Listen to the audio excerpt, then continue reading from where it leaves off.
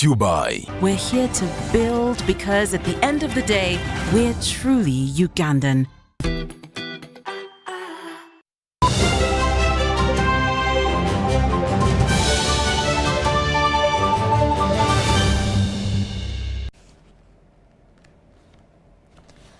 Good evening. I am Rhodah Ngonzi, and joining us in a bit on sign language, Elizabeth Nakokoni.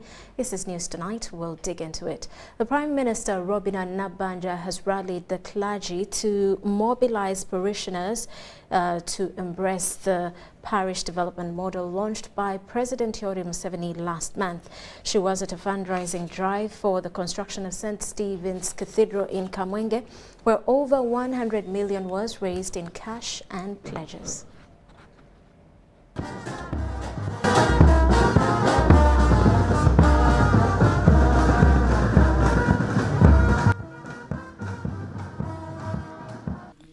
The Diocese of East Rwenzori Kamwenge is undertaking a multi-million construction project for a cathedral. The Cathedral Construction Committee is under the chairmanship of Frank Tumwebaze, the Minister for Agriculture, Animal Industry and Fisheries, who's also one of the area members of Parliament. Prime Minister Rhodah Ngonzi made on the spot tour of the construction works and lauded the church leadership for undertaking such a noble project. We are here to construct this the diocese, but of course we could have done better if everybody was economically powerful, and therefore I have told the religious leaders and appealed to them to help us mobilize our communities to embrace this program, the parish development model, because as we talk now, we look at it as an eye that will help us to empower our people economically.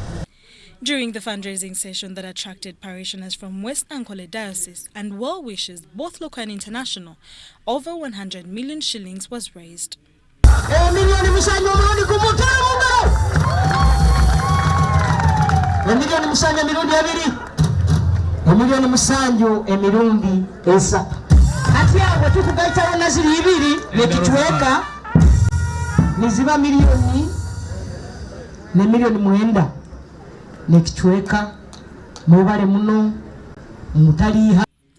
The Prime Minister contributed 25 million Ugandan shillings and pledged more support to the diocese.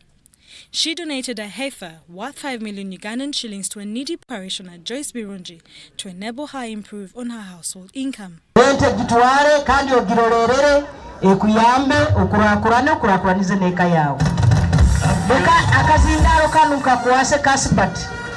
you so much. Earlier, a Thanksgiving service for the Diocese of East Rwenzori was held, and the main celebrant was Bishop George Singura.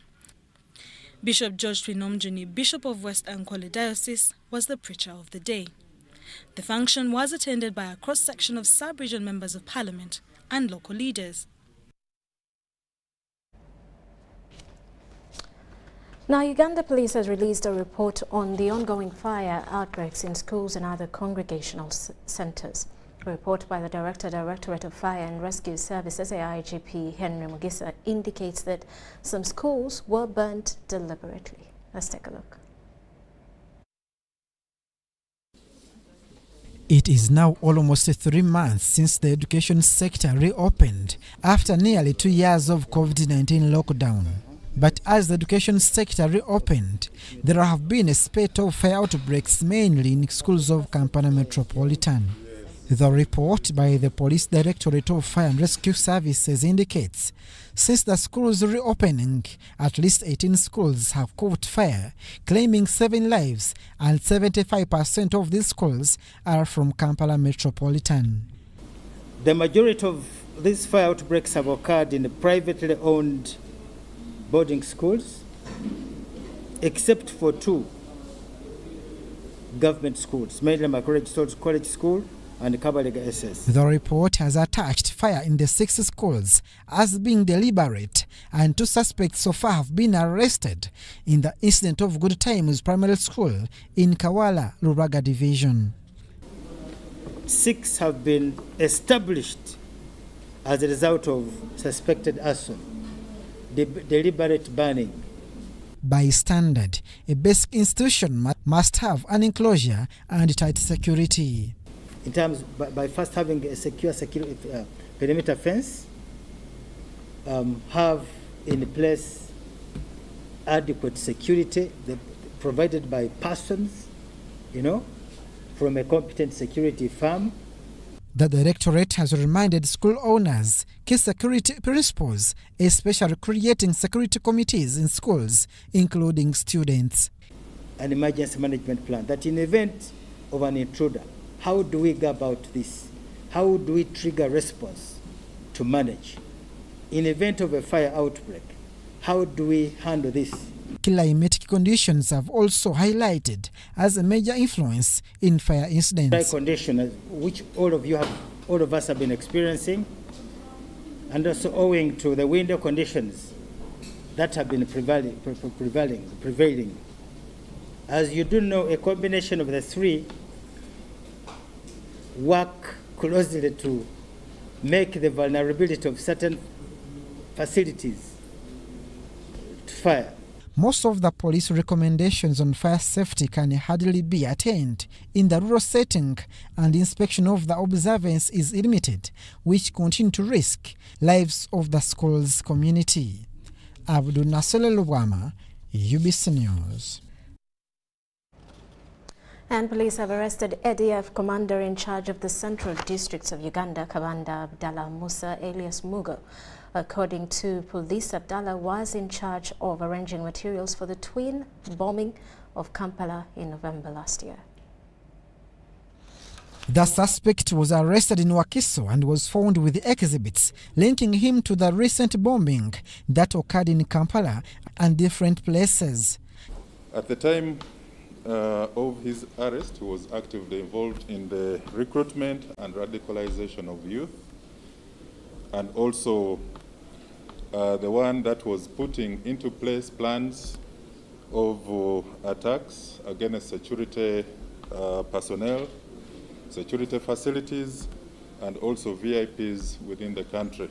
Police says Kabanda Abdallah Musa was the commander of ADF in Uganda and was captured recording details of security personnel in the country and some VIPs. Kabanda Abdallah Musa, alias Mogo, was part of the group that assembled the suicide bomb jackets that were used in the bomb attacks on CPS and Parliament Avenue.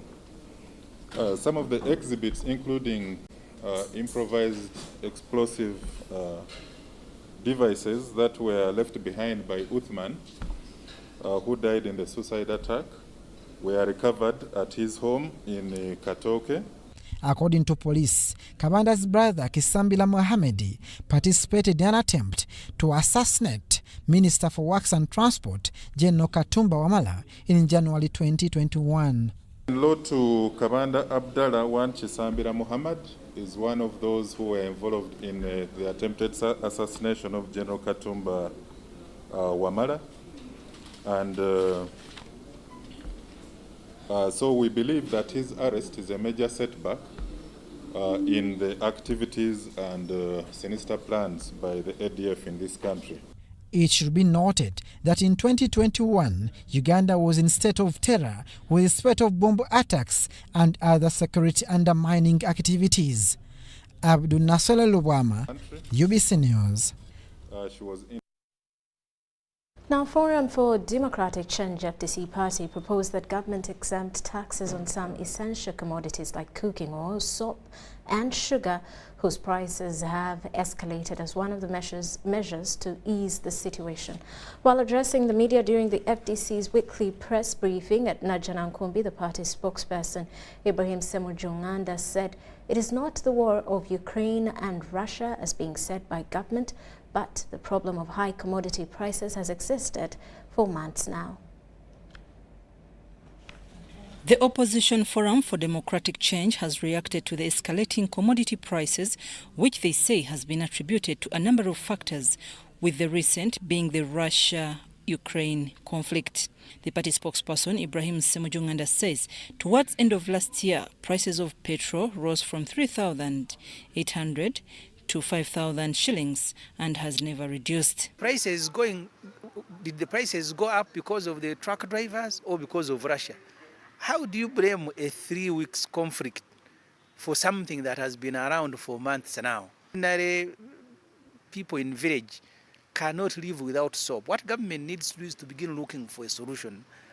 One such a solution is tax exemption.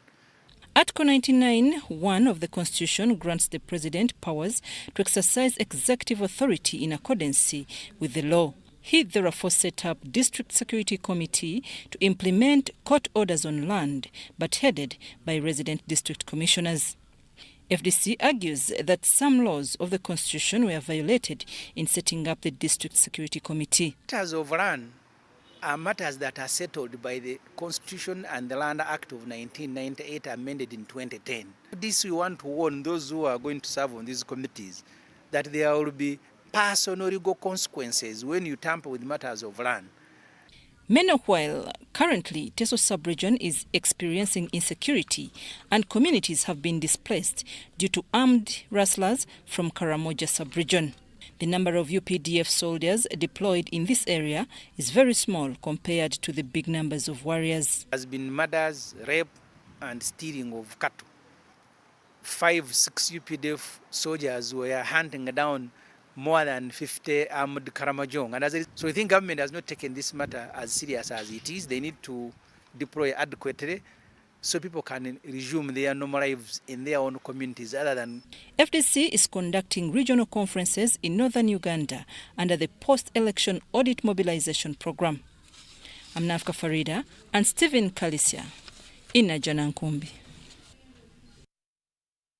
Experts say that in 3 years, Uganda will be able to cure cancer in children by 65%. Addressing journalists in Kampala, the Executive Director, Uganda Cancer Institute, Dr. Jackson Orem, says childhood cancer is curable if handled in time. Uganda still has a challenge of cancer that affects children, and 3 out of 10 die every month. On the overall, at least 5,000 cases of cancer are registered annually. The Kampala data registry also shows that the incidence of cancer for every 100,000 is 320 newly diagnosed cases. To increase awareness on cancer, Uganda will hold Africa Congress on Cancer from 16th to 18th March on the theme Innovate for Africa to share innovation in delivering cancer care in Africa. The Executive Director, Uganda Cancer Institute, Dr. Jackson Orem, says that since the institute was set up, Uganda has improved in the fight against cancer, especially in children. Development that is taking place in the country, and especially at the Uganda Cancer Institute, we are going to reach that 75% and even surpass it. Uganda Child Cancer Foundation has visited schools to create awareness among students about cancer. We're working with young people is because we believe young people spread information faster than adults. And I know some will disagree, but this is the truth. Your child who probably knows about cancer will come and tell you, Daddy, probably the way you are not walking usually is probably you could be having some signs and symptoms of prostate cancer. In Uganda, we see about 25% of those children. So between 600 and 700 children walk through the gates of Uganda Cancer Institute each year. Mariam Dagires, Senior Pediatric Oncology, advises public on types of food that one can take to prevent cancer. Continuous health education that the nurses provide to their patients in terms of what we feed patients when they go home, what foods they can include in their diets to make sure that we are meeting all the nutritional targets that these children need. Nevertheless, for every 100 cases of cancer diagnosed, 80 of the cases die, leaving a 20% survival rate. Close to 40% of cancers are infection-related, such as cancer of the cervix, cancer of the liver, Kaposi sarcoma, or cancer of the skin, cancer of the head and neck, lymphomas, Burkitt's lymphoma. I'm Nafka Farida and Andrew Sebira.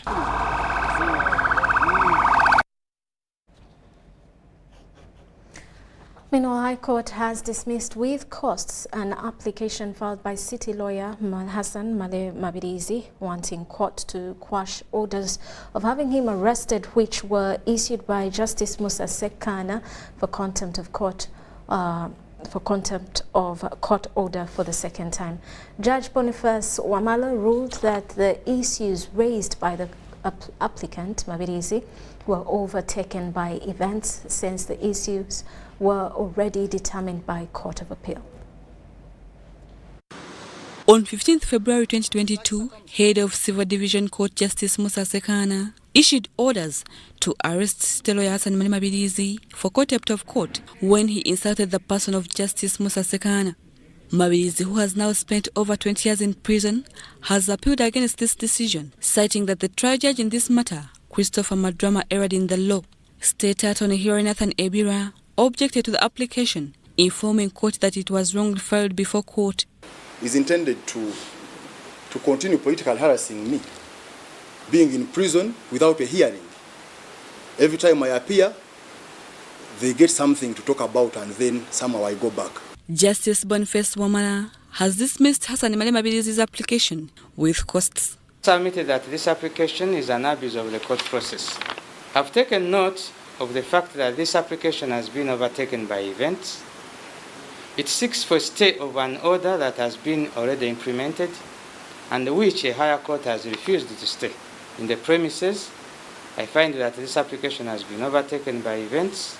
I therefore uphold both preliminary objections raised by the Respondent's Counsel and dismiss this application with costs to the Respondent. He also declined to grant Mabirizi's prayer of having him not arrested as per Justice Musa Sekana's orders for contempt of court. Stay of an order cannot be said to be analogous to releasing the applicant where the order has already been enforced. The option that was available to the applicant was to amend the notice of motion to introduce a new ground, which he didn't. I'm therefore not in agreement with the applicant's submission. After the ruling, Mabirizi intends to appeal against Justice Wamala's decision. Challenge that application through an appeal, because I have a right of appeal. 2, through a reference to the East African Court of Justice for the decision for being in contravention of Articles 6.2, 6D, and 7.2 of the East African Community Treaty. On 21st February 2022, police arrested lawyer Hassan Male Mabirizi at Chambogo University main gate following Justice Musa Sekana's orders. Mabirizi has spent over 20 days in Chitala government prison. Natron Rebecca, Namamonde Deborah, UBC News. And with that, we take a quick break. When we return, more details. This is News Tonight.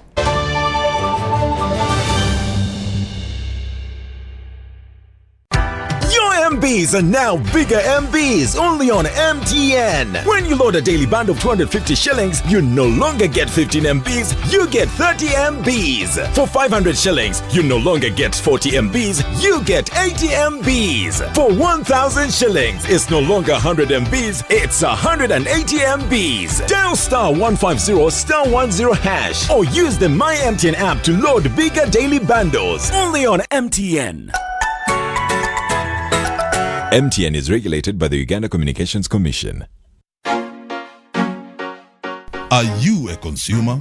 Do you purchase movable second-hand items such as motor vehicles, household items, and many others? Don't be cheated. Carry out a search on the Simple Registry and verify whether the property you are buying has been used to secure a loan. Simple is the security interest in movable property registry system. It is an online registry hosted by URSB for registration of security interests on movable property. For more information, call us on our toll-free number 0800-100006 or log on to simple.ursb.go.ug.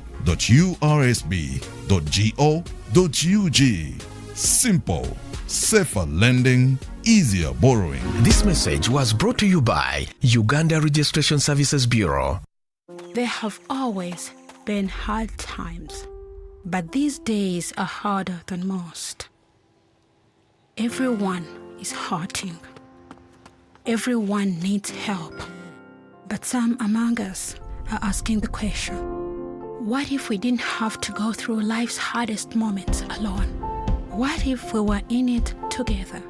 And just by asking that question, he changed my son's life. He created an online crowdfunding platform for Ugandans to help raise money for each other. Thank you, Nixon, for helping me. This is a story of a regular Ugandan just like you, who harnessed the power of technology to provide a solution for us. How about you tell us your story? UG needs more of you. To share your story, visit airtel.co.ug/UG needs more of you or call or SMS 162. Airtel, the smartphone network.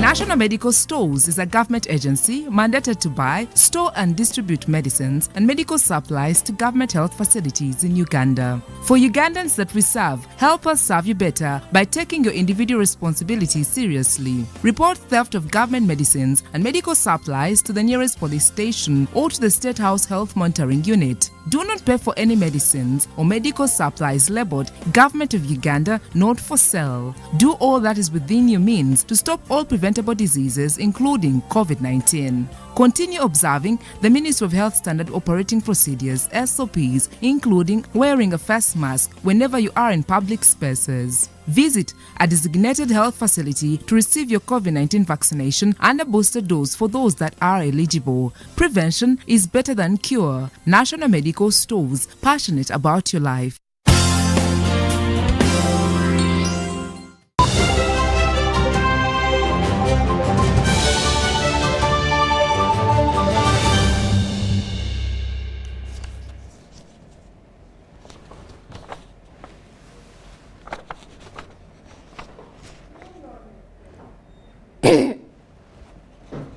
Welcome back. You are still watching News Tonight. In business news, national experts in adaptation to climate change campaign in the Lake Victoria Basin are scaling their ability to promote restoration of the degraded environment. Now, the two-day training in Kampala is transboundary in nature that has already taken shape in the other 4 East African community countries of Kenya, Tanzania, Rwanda and Burundi. Ecosystem degradation has become a global concern with minimal restoration activities, thereby affecting Mother Nature. Even as Africa emits too little, the continent suffers adverse effects of climate change. We don't have much to do with mitigation since we don't have many emissions. So the only way we can protect ourselves and our environment is to adapt to these changes that are being brought about by climate change. So I appeal to my fellow countrymen to take up initiatives of restoring environment, restoring our wetlands, our forests, adopting activities that can benefit both the community and the ecosystem so that we can build our resilience to climate change. The 5 East African member states are training environmentalists on adaptation to climate change within the Lake Victoria Basin. The project, it's a regional project. So in the design of the project, we wanted to have a uniform approach to adapting to climate change within the region. And the training is now building capacity of government officials, the private sector, NGOs, within the 5 countries on how to adapt to climate change, considering the specific climate change issues that we have that are affecting us within the basin. Professor James Okot Okumu, an expert in environmental science, is the lead consultant charged with the responsibility of honing technical staff in the sector with the required skills. We have got the pastoral community and the agricultural community. The agricultural community, they are going to look at the issues of crop production. So how to have good crops that can withstand the shocks, how they can have water and conserve it, so that the crops get the waters and the nutrients. And the pastoral communities, how they can get water for their animals, how they can make sure that the pastures are maintained well, sustainable management of pastures. So in all these, we also apply the knowledge that is already within the community. That is what we call indigenous knowledge. They are there, but they are silent in the background. They don't come. And we are losing them through these new generations because it's not being passed on well. national-based training is a critical tool for recruitment of communities to appreciate transformation and improved ecosystem management. Change affects people's life as well as also affects ecosystem health and the functions. Without trainings and engagement and the proper planned and structured actions to strike the balance to foster resilience and adaptation, you can't get the intended results. Campaigns to promote adaptation to climate change have been ongoing, but with minimal impact. However, with the transboundary engagement, chances are high that this narrative might change. Dorcas Kimono, UBC News. Convenience today with Airtel Money School Pay, FlexiPay or Bridge Schools. To pay school fees using Airtel Money for Bridge Schools, dial *185#. Select option 6, School Fees. Select option 1, Bridge Schools. Enter pupil ID. Enter the amount. Enter the PIN number to complete payment. Pay school fees conveniently using Airtel Money. Airtel Money. Instant, secure, borderless. Total Energies has undertaken a number of initiatives aimed at ensuring that Ugandan entities and citizens are adequately equipped to participate in the oil and gas sector. Yeah, we do manufacture and supply personal protective equipment. We supply beyond Total Energies. We supply their subcontractors. Yeah, we have seen our company transform from a trading company to a manufacturing entity. We are able to set up some of these facilities that we are enjoying right now. And these facilities also are supporting other sub-sectors. So they have no idea what oil and gas is, but the items they are using are a result of oil and gas. Overall, the industry, manufacturers, suppliers, traders will all enjoy. Total Energies EP Uganda is committed to the empowerment of Ugandans to take an active part in the overall development of the oil project in Uganda.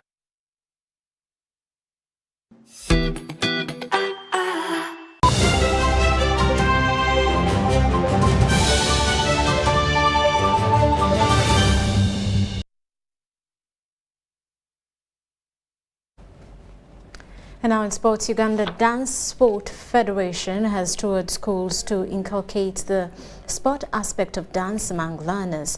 The latest has been at Chisubi Mapera SS along Entebbe Road. Let's take a look. In 13 countries, Uganda managed to be number 38.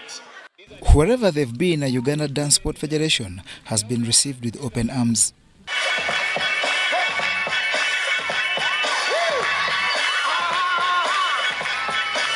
It was no different at Kisubi Mapera Senior Secondary School along Entebbe Road, where the Federation opened a new club.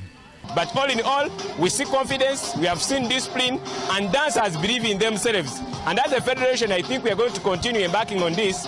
Reason being that in school, this is where we can find setup, this is where we can find orderly and organized institutions, and the masses who can understand and appreciate the sport, and also awakening the brain of the learners, especially during this COVID era.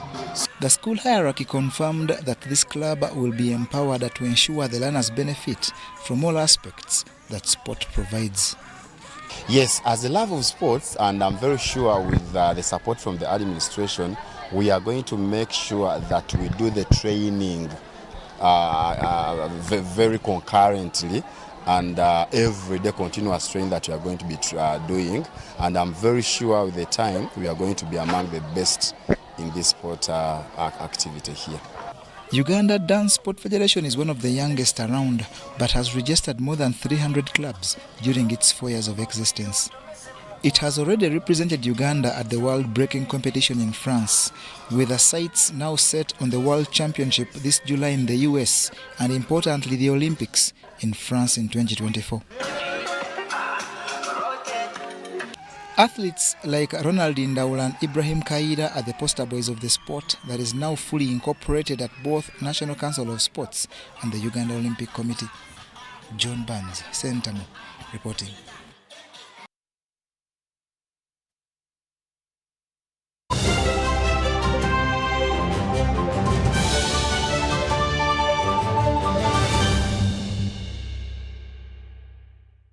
Well, and that does it for News Tonight for now. We do return at 10 o'clock with more details.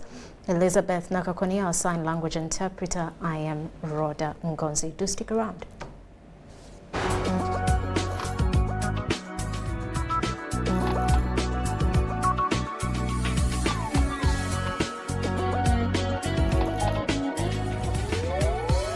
Get connected today with the My Airtel 4G smartphone and enjoy free data for 1 whole year worth 86,500 Uganda shillings. That's free 2 GB for the first month and free 1 GB for the next 11 months at only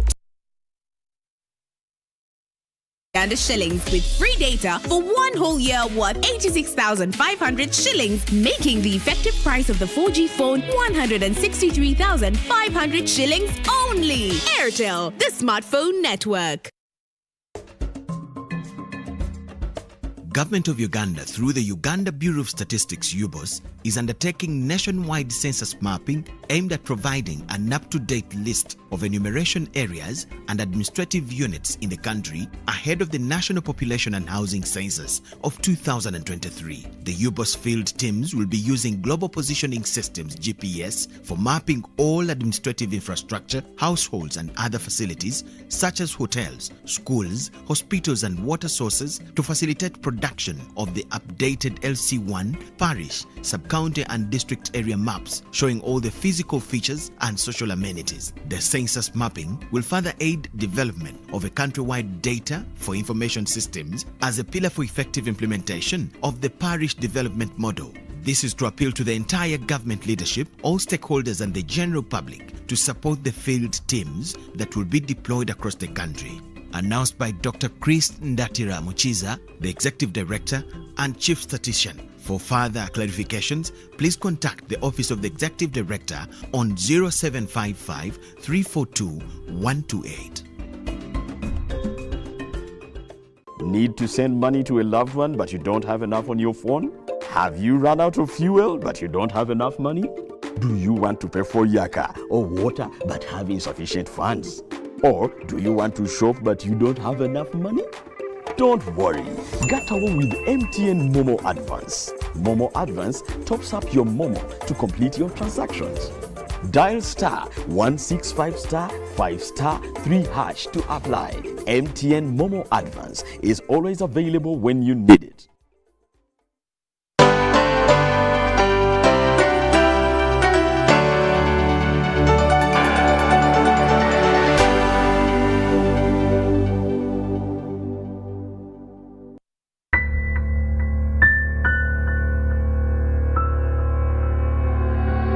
Like the sea meets every shore, not an if but it's a when. From beginning, the sea meets every shore, not an if but it's a when. From beginning to the end.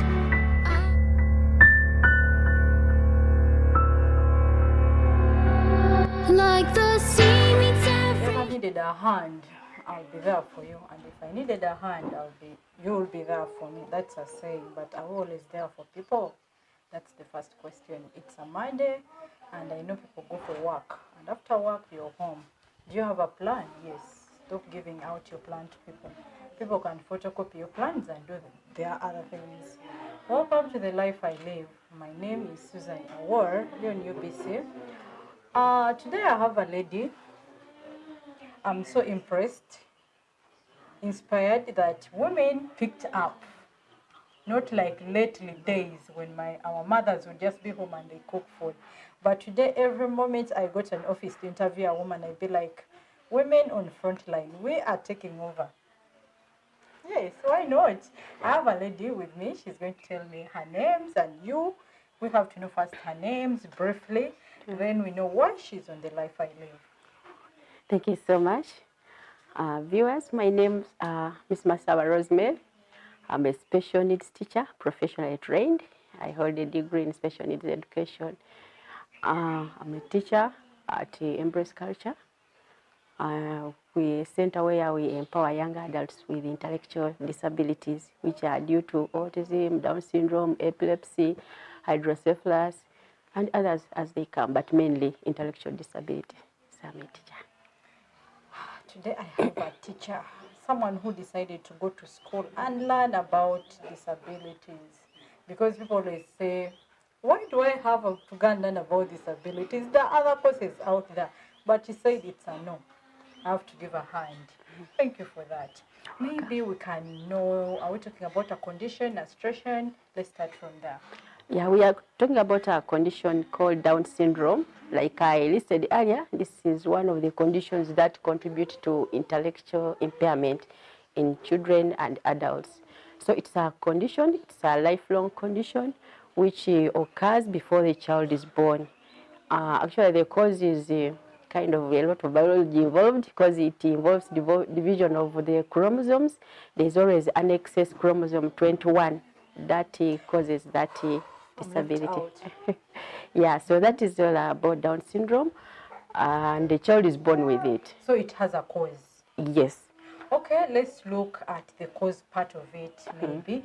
You guys have known what we are talking about is Down syndrome. I don't know. Down syndrome. Down syndrome. Yes. I don't know the Uganda word. Does it have a Uganda word? Honestly, I've not heard about it. Okay, now we are here learning again. We shall learn and we shall never stop. On learning, we take up something. After learning, we educate the society. Absolutely. Because people are out there, kept in houses, people are out there, they want to know, but then they don't have that right information. Let's start with the cause. You said earlier there is a cause of this. Yes, please. Does it affect the mother, or does the mother bring the cause? Because I'm looking at a situation whereby it's there before the child is born. Yes, please. So like I said before, the cause is due to an excess chromosome. You know, during mutation, those biology things of production, the cells, each person has, we have a certain number of cells which are contributed by both the mother and the father. But during division, there is an excess one which is called abnormal. So that abnormal chromosome, the excess 21, is the one which causes Down syndrome during mutation when the child is being formed in the womb. So most people, okay, some information is that maybe it is due to the mother's age. But again, contradicting to that, you find that children with Down syndrome, most of them are born by mothers who are below 35. Yet on the other hand, it was at first assumed that mothers who are above 35 are the ones who are most likely to have children with Down syndrome. But again, many of them are born to mothers who are below 35. So that one is a kind of contradiction which I can't explain. So teacher, make me and someone on the life I live know, how do I know my child has this condition? Oh yeah, so these children are born with characteristics that you just look and you know. One of them is they have a flat face, they have tiny ears, they have a short neck, they have a big tongue which comes out, and very tiny eyes. Yeah, so, and by the all of them, they look alike worldwide. If you saw a child with Down syndrome from Uganda, you saw the one in China, you saw the one they all look alike. Because the cause, remember, is the same. You get it? Yeah, so they look alike. When you just look at them, you will know that this one has Down syndrome. Though the levels differ, some of them have mild, moderate, and severe, but still it is the same, it appears the same. Getting back to that, what you say they look alike, it's true, because I saw a child at this center, and I wanted to ask you, is this child from some district that I've been to, or I wanted to ask that, but I said to myself, respect the society you're in. Absolutely. Okay, let's look at the child. I know now my child has flat eye. Flat face. Flat face. A short neck, the tongue is big, it comes out. Does this affect talking also? Yes, very much. That time, because it is big, it affects their speech a lot. Yeah. So, is this treatable? No, like I said, it is a lifelong condition. Okay, let's look at the situation whereby the mother is still pregnant. Is there some machine that can tell Susan, who is pregnant, that your child you're carrying is likely to have this condition? I think with the improved and advanced technology nowadays, it is possible. Because like sometimes they can tell that you're going to have a child with a cerebral palsy when they scan and see. considering the conditions you have been through. So I think it is the same with Down syndrome. They can check and tell you with a scan, because I know technology has gone really ahead. So it could be possible, though I've not yet heard about it, but it is possible, I assume. Okay. If I just reminded you, we are learning and you have a teacher. Yes, please. Who is going to teach us more and more and more. Just get your pen, and if you just joined in the middle of the conversation, you're on the life I live. We are learning about conditions that me and you might not have known that are there in the society, but people feel it's not normal. But what's here will make you feel it is normal because we don't create anyone. Me and you are just born the way we are. And you have to tell God, thank you. Every morning I tell God, thank you for creating me this way. My team always keep making fun out of me. I don't see well, I don't hear, I don't do this. But I tell God, please, bless them with children just like me because they keep making fun out of me. Let's look at a situation whereby a child is brought to this center. A child has the same condition. Down syndrome. Down syndrome. Does this child come here to study, or this child comes here for just to stay here to make her or himself comfortable? Yeah, to begin with, the children with Down syndrome, like any other child, they just need support to be able to learn. And first of all, the parents, once the parent accept, you know, the challenge we have with some parents, they live in denial. They don't want to accept what they see. Some go an extra mile assuming it is witchcraft, it is a curse. So, but a child with Down syndrome, just like any other child with a special needs, or any child with normal, who is normal in quotes, none of us is normal. They are also supported and they learn very much as they are intellectually impaired. Let's look at the situation. You're a teacher. Yes, please. Can I take such a child to any other school? Yeah, it is possible. Yeah, a child with Down syndrome, provided that school has a teacher who knows how. Just need to know how to support. Yeah, in fact, like in inclusive schools. Have you heard something about inclusive? Yes. Yeah, so in inclusive schools, they are there. So you just need to have a teacher who knows. Remember, these children, because they are intellectually impaired, they are slow learners, so they need a lot of time and patience. Exactly. And their attention span is low. So a teacher must know that this one is a special case, needs more time, needs clear instructions. You don't just give abstract instructions. So any school that is accommodative, it can take on these kids, as long as the teacher is there and knows what to do. Yeah, the challenge is some of them go to inclusive schools where teachers are not trained and they don't know what to do, so they just leave them behind because they are slow. At what age and what stage do I know my child has Down syndrome? From birth, you can identify, yes, because like I've given you the features. Once you give birth, so as I see my child has small ears, very tiny ones, but mine are small too. No, they are normal compared to your body. Not even this one. Yeah, but remember the other additional characteristics that identify these kids. You might have tiny ears, but when they are like you also have. Okay, do you have doctors that take care of such situations? I think all pediatric doctors who take care of children can identify this. Yeah, they can. When you go to them, they are able to tell. Yes. Okay, learning doesn't stop. When you learn, you get to know more. Exactly. This is a center. You are a teacher. Yes, please. What inspired you personally to study about teaching person with disability? I remember it was in the year 2002. I was teaching in an inclusive school. Then we were sent somewhere for a training on deaf-blind children. Have you heard a condition called deaf-blind? So we were given, it was a workshop. Maybe someone would want to know, because me, I know deaf-blind, someone out would not know. Yeah. Maybe you can briefly explain that. Yeah, so deaf-blind kids are kids who are deaf and blind at the same time. These are called multiple disabilities.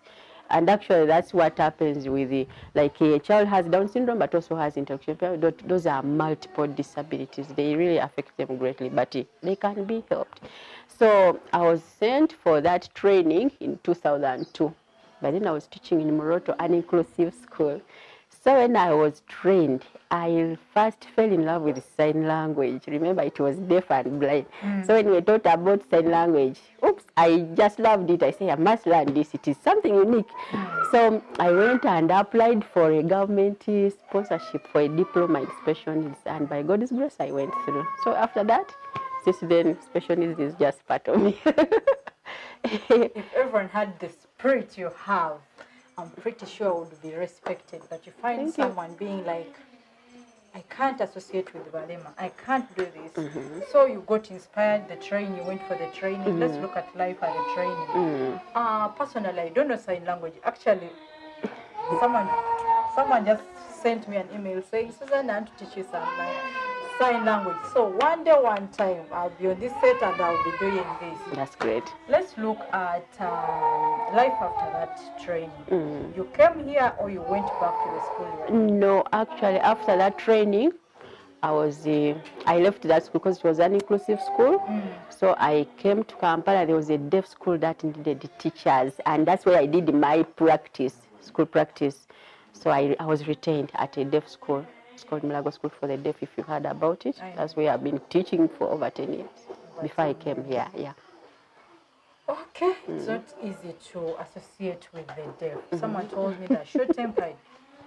Yeah. Yes. Let's look at one of the challenges, because you've been to this for long. Yeah, it's almost 4 years. You understand them. You know what it takes to handle someone. Let's look at some of the challenges personally you face. With deaf children or special needs kids? Special needs all together. Yeah, like you said, one of them is they have a short temper. They have a short memory. You have to keep reteaching and teaching something. That's why with our teaching, you can't follow that ordinary syllabus. That I have to hurry and finish the syllabus. No, you have to take your time. Even if they get one concept, even if after 2 years, as long as they get it, that's very good, because they have a short memory. They have to be taught and taught and talked to and talked to. Like we always have guidance skills and guidance sessions and counseling.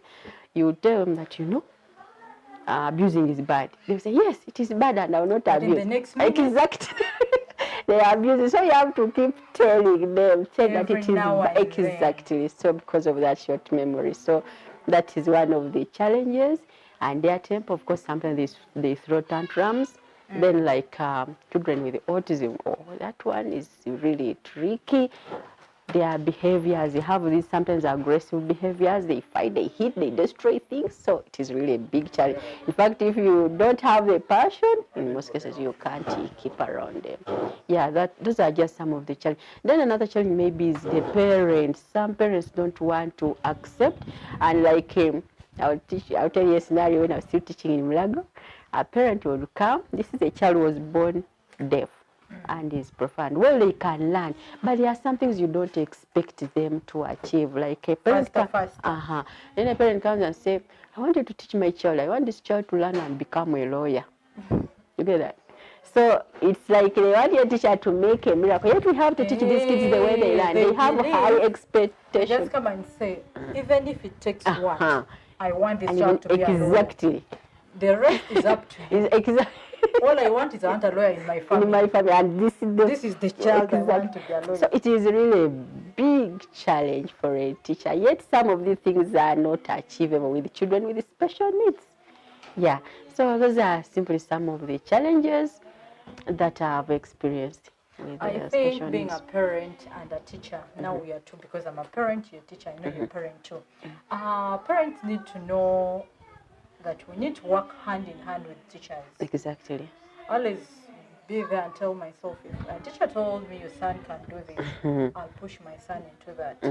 If a teacher told me your daughter can do this, exactly, we can push my daughter to do that. That is it. I think we need hand in hand. Exactly. That mutual understanding and agreement. You sit and discuss, like that's what I normally tell them. Say, yes, you see, my dear parent, this child may not achieve this, but there is this other thing that he or she can achieve. So let's focus on this and leave this one, which will waste our time, and yet at the end of the day, we don't achieve it. Okay, before I go out for break, we are learning about Down syndrome. The word seems to be disturbing, but because I'm learning it for the first time, and actually, I don't know, Someone told me people see you with a situation and categorize you to that. Nebagamba, that one with a small face, that one with this and this. So today we have learned how those people's the condition is called. You never know, the society will learn to respect how God created people. For now, I'm going out for break and I'm still with our teacher. You know, she has been into this special need thing and it's quite inspiring and motivating that someone says, I'll go and learn about person with disability.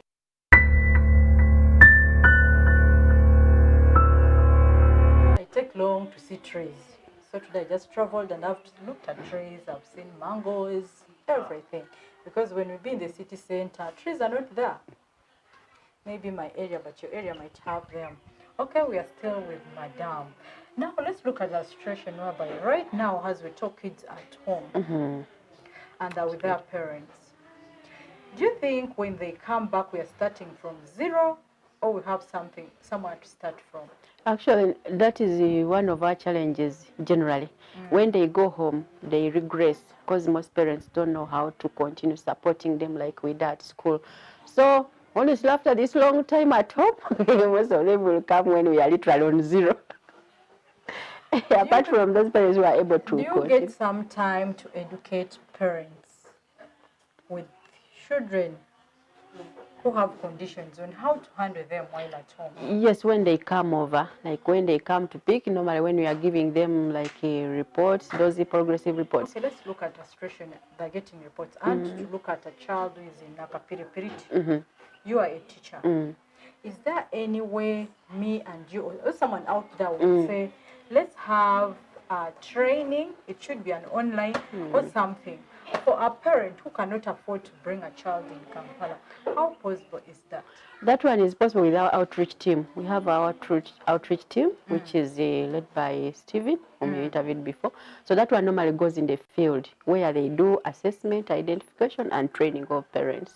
Yeah, but if it is organized, all of us are able to go and do that. Just needed this service. And if me and someone out there can put in something, at least to make our parents who cannot afford coming here, because now not everyone can afford being here. Absolutely. Not everyone can afford a meal. But if you can have that small other extra one, you can give it to someone. So if we had a hand for someone who would want someone to learn, the parents who don't have TVs, you know that. That is true. But they are going to miss this learning. I know. So we can say, if we don't have this, we can do this. Exactly. I keep telling myself, exactly. I don't have to give someone food every day. If I gave you something that can give you food tomorrow, if I'm not on set, that would be much better. Okay, let's look at a situation. Children are brought here. They stay here for 3 years. Yes, please. What is your next plan?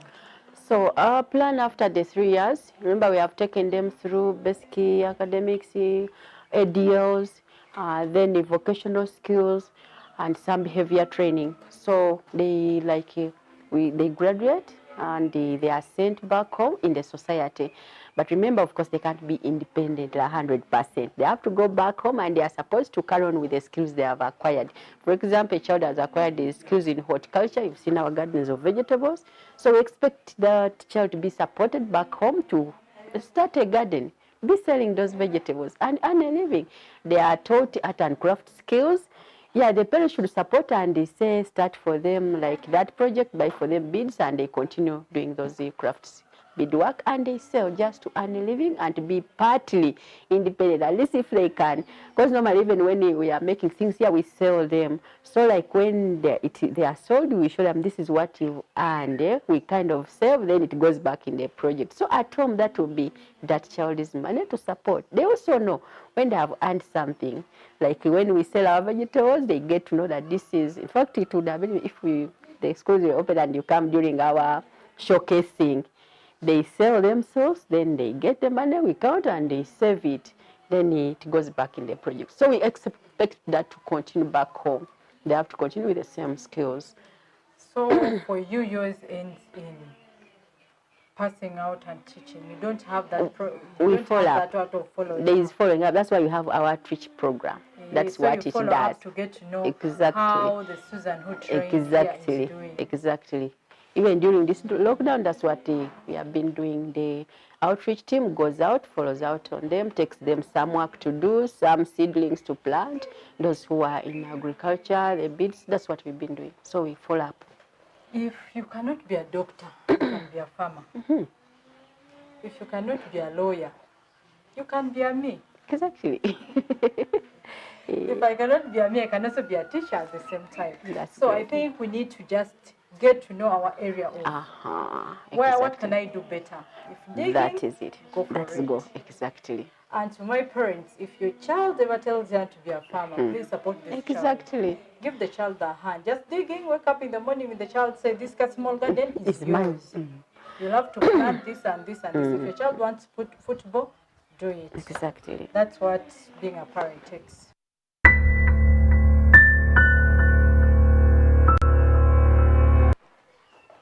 Hi. Bulungi. Jebale. Amanya gaffe soko ngambika amanya gaffe. My name is Nahando Oliver. How old are you? It is 28. 28. So what are you studying here? Farming, laundry? Farming and sandals and okuyamba abaana obayambako tebayambako kola kinaki olumu nina teacher taliwo esomesa tamere nina ekirasi esomesa olumu wali etula n'abaana noba nebataleekaana nobabeezabeezaawo awo kati kumakya wokeera wano okola ki kumakya ki kyokugamba nti nkedde kumakya ki kyosookerako ng'omuntu osaba osaba ebimu ebirala omusa anti ebimu iwetero otola olaba TV. That's a nice okera kumakya nolaba TV ekitegeeza kuweeraba Emma ebimu sande zonna badde manyi Oliver okera bukezi kumakya nogamba bannange anti ntekeko TV neerabe njagala kulaba TV okera n'okolako ebirala nogamba kati bino mbimaze awo kandabewo TV ekyo kirungi omanyi okwoza bulungi nnyo ate okulima alima emboga ezo wazirimako twasilima n'ennyaanya kitegeeza bwemba nva wano ogenda kunsibirako enva ze walima ngende nzirye ongambe anti naawe genda olyeko zino oba nkomewo nfumbireko nzirye enakolaki osibirako tonsuubiza notansibira nja kukomawo ngamba abantu Oliva yansuubiza yesete nina osasula mbadde manyi ogenda kunsibira busuubizi ngende nnime. This is how great this girl knows money. I think she'll be a very great businesswoman in the future. I wanted something for free and she's like, no, it's for money. So I have to pull out money and pay for it. Kale Oliver, katutunuulire wova wano. Oyagala genda kulima, osanga omuntu ali yakulabye. Ayandiyagadde n'akuwaako. Osanga nange mwennyini njagamba Oliver wova ku ssomero nja kuba nkuleeterayo busizi oba olime. Kiki oyagala okukola ng'ovudde wano? Jahara olima funemu business. Business ki eyo gye tutunuulidde wano? Na tomato and in apple. Kati waka waliwo ettaka ly'ogenda okulimirako? Ewaka tulina ettaka nene. Kale kati wona atuuka okulima nja kukuleetera ebyo ajja kunkubira w'olituukira okulima tinja kwereeta sijja kusindika sente nja kujja ngambe nti Oliver nakusuubiza okuwaayo seeds zizino olima emboga ate nkomewo ndaba ennyaanya zo we zituuse manye nti kati Oliver ennyaanya ze zituuse wano akatale siyinza kanoonya nja zeeriira awo nkwesasulire osobola osobola umpa esimba efunamu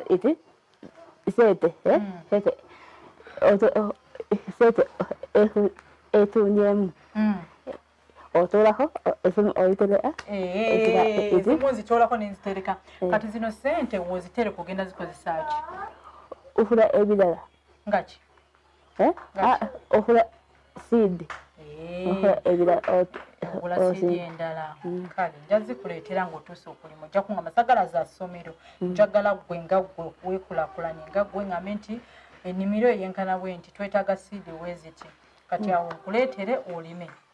Thank you so much. Okay, she just planning to dig, and if she gets that time of digging, I've promised her to buy her the seeds. I want her to see what she can do, because now